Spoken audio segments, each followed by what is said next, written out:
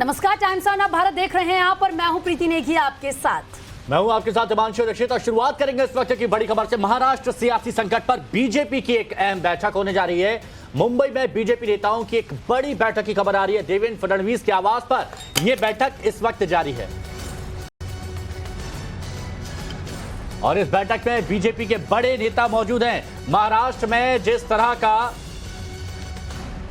माहौल देखने को मिल रहा है उस पर बीजेपी की भी नजर जमी हुई है और इसी के चलते बीजेपी की एक बड़ी बैठक है जिसमें बीजेपी के सभी बड़े दिग्गज नेता इस वक्त जुटे हुए हैं देवेंद्र फडणवीस के आवास पर। तो बड़ी खबर आपको बता रहे हैं, महाराष्ट्र सियासी संकट पर बीजेपी की बैठक। और देखिए, मुंबई में बीजेपी नेताओं की बड़ी बैठक।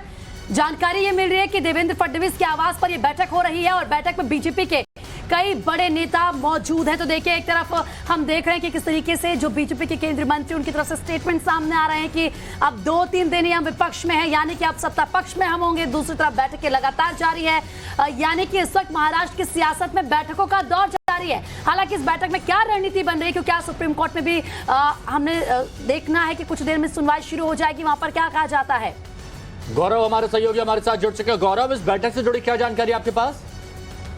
देखिए, एक श्रृंखला सी रही है देवेंद्र फडणवीस पूर्व मुख्यमंत्री के घर बैठकों की।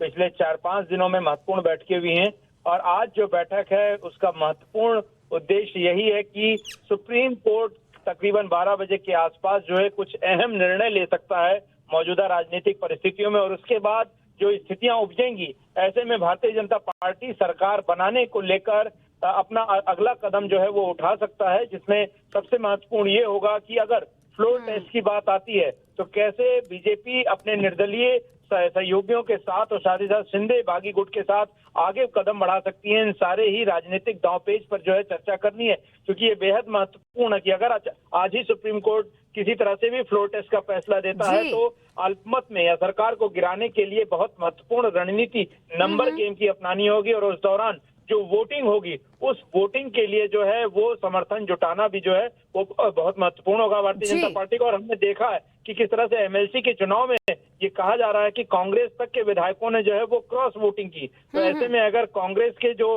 विधायक हैं वो क्रॉस वोटिंग करते हैं तो उसका भी एक बड़ा फायदा जो है वो भारतीय जनता पार्टी को मिल सकता है।